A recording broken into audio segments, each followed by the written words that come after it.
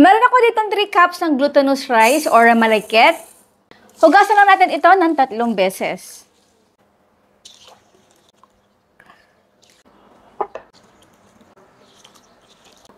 So ito guys ay isasaingin na natin. Pero bago yan, meron ako ditong nyog. Lalagyan lang natin ito o gagataan lang natin ito ng 2 beses. Ito yung kakanggata o yung ating unang piga. Maglalagay lang ako dito ng warm water. At syempre kailangan natin ito i-massage para talaga ng mga sumirit or lumabas yung pinakagata nito.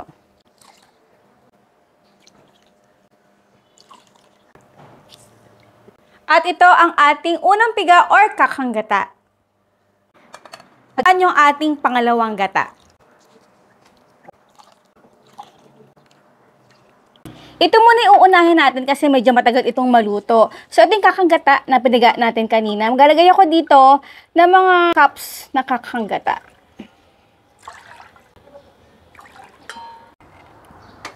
Okay, sasaingin na natin ito at kailangan, or maglalagay lang muna ako dito ng mga 2 cups of second, yung pangalawang gata. At 2 cups ng tubig. Ngayon guys, kung wala kayong pangalawang gata o naubusan na kayo, pwede naman ng 4 cups of water. Saingin lang natin ito over low heat. At ang bida ngayon dito sa ating biko ay gagamitin natin pampatamis dito ay panutsa. Depende sa inyong lugar kung anong klaseng panutsa na meron kayo. Marami kasing klase ng panutsa guys, especially sa ibang bansa. At hindi lang ito gawa sa palm tree. Meron din itong iba gawa sa, ang tinatawag nila ay dates. So yung pakaraniwan na talagang sweet or a fruit na kinakain as a dessert sa Middle Eastern countries. Sa Pilipinas ay widely available naman yung panutsa. Iba't ibang kulay, may light at dark. So mas maganda kung dark ang ating bibilin. Okay, at luto na yung ating sinain na malagkit. Next, ang ating next step ay maglalagay lang ako dito ng mga 2 cups ng coconut milk or coconut cream. Pwede rin naman.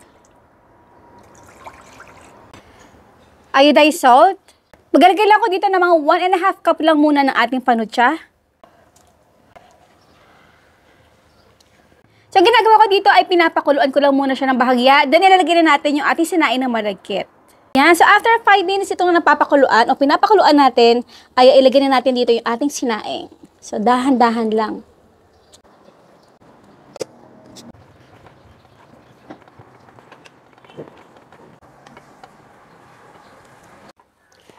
So, ito ay talaga ay lulutuin natin hanggang sa matuyo na yung ating biko. At sa tamis naman guys, depende na yan sa inyo kung ano ang level ng sugar o katamisan ng gusto ninyo. Ako gusto ko talaga katamtaman lang. Kaya in total, nakapaglagay ako dito ng 2 cups ng jaggery or natawag na palm sugar or panutsa. Ayan, at medyo dry na talaga yung ating mixture. Patayin na natin ang apoy at ihanda na natin yung ating paglalagyan.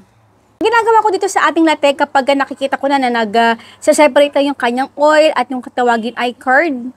Ayan, pinapatay ko na yung ating apoy. Naluluto naman ito sa sarili nitong init habang ito ay lumalamig. So, para iwas, sunog din yung ating latek. Para naman sa ating lalagyanan, meron ako ditong banana leaf na nalinis ko na yan at napasadahan sa apoy. Lalagyan ko lang ito ng konting coconut oil from latek para iwas dikit yung ating biko dito mamaya.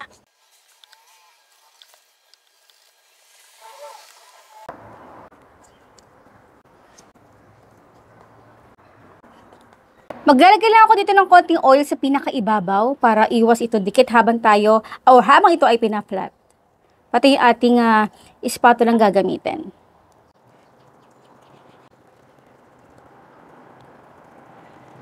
Lagyan na natin dito yung ating latek. Masarap.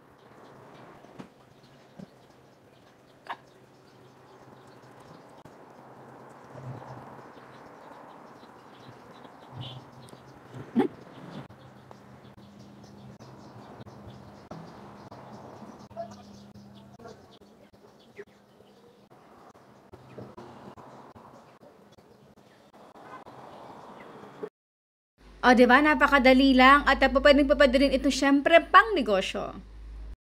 Sa iba, especially dito sa Navotas, naglalagay din kami dito ng budbod o yung pag pinagpagaan natin ng sapa ng nyog, ay binubusan namin yun at yun din yung i-sprinkle namin dito sa ating biko. Guys, napakasarap niyan, promise. Ayan na, so now is done, our biko sa panutsa. Napakasarap, grabe. And now is done, our biko sa panutsa. Ito actually, pang-patla ko to bukas. Kaya naman na dito nakalagay instead na sa balao.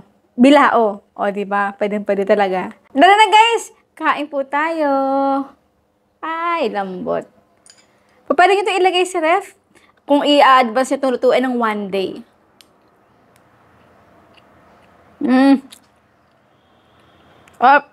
Tama-tama. Latek. Delicioso. Sarap. Masarap ito kainin ng mga alas 4 ng tanghali na may kape. Diba? Para busog na.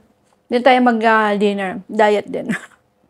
Ultimate merienda. Biko ng mga Filipino.